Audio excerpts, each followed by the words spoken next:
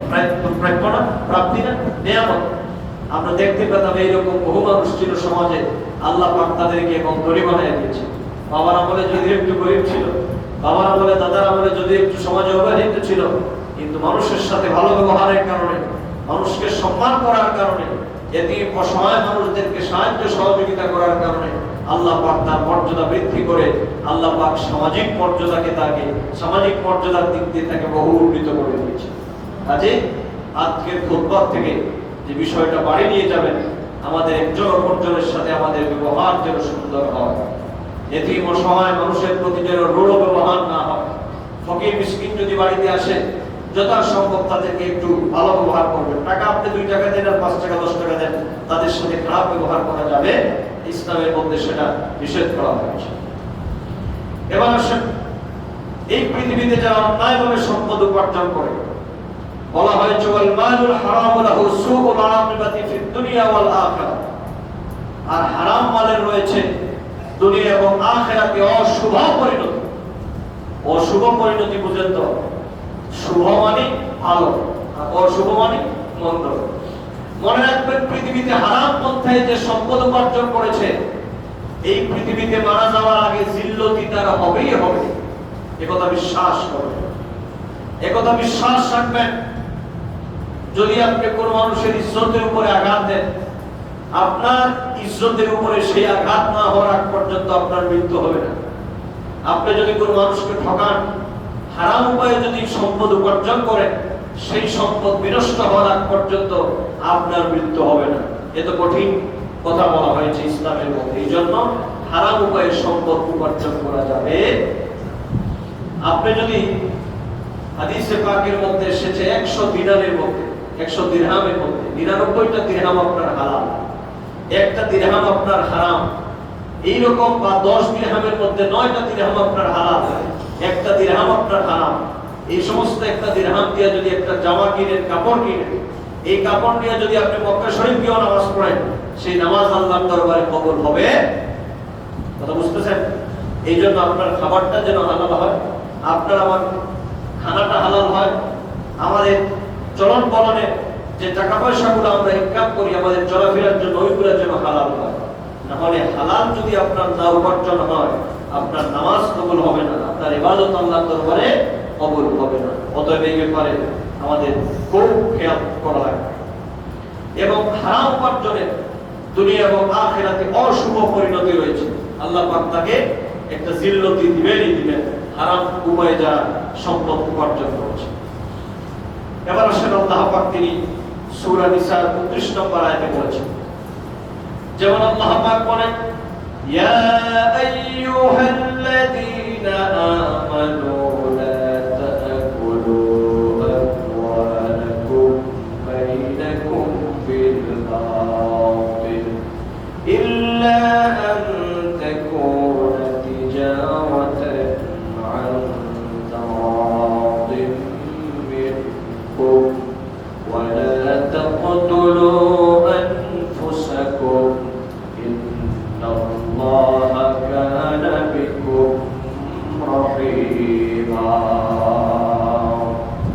এই আয়াতের মধ্যে আল্লাহ পাক আরেকটা কথা আমাদের জন্য তিনি খোলামেলাভাবে বর্ণনা করেছেন।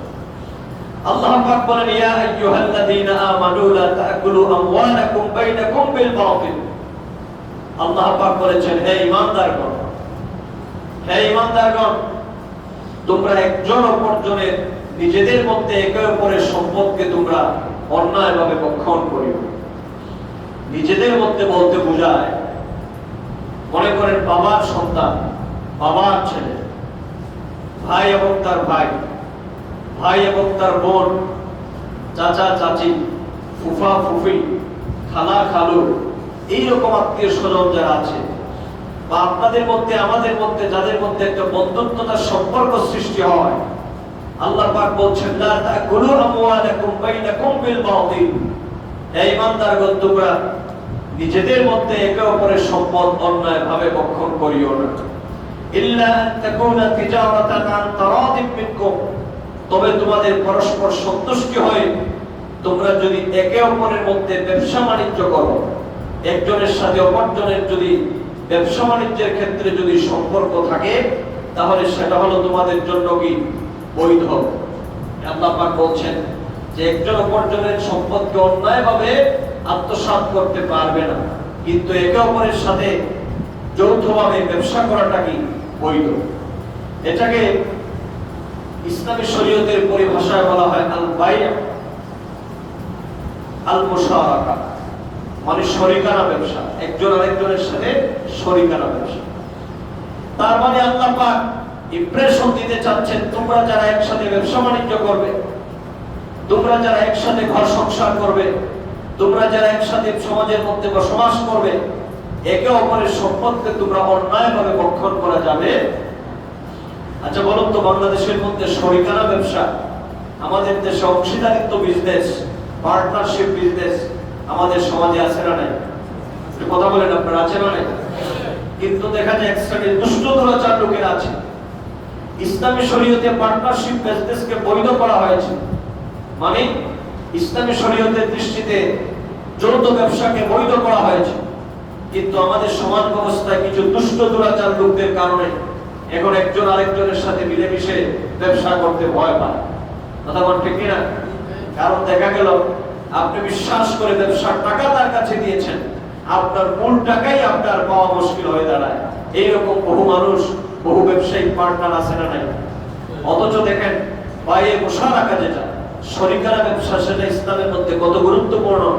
আপনার মাধ্যমে যদি একজন ব্যবসা বাণিজ্য করে যদি একটু উন্নত হতে পারে, আল্লাহ পাক সমান মর্যাদা, সমান সওয়াব এবং সদকার সওয়াব আল্লাহ পাক আপনার আমলনামার মধ্যে দান করে দিবেন। সুবহানাল্লাহ।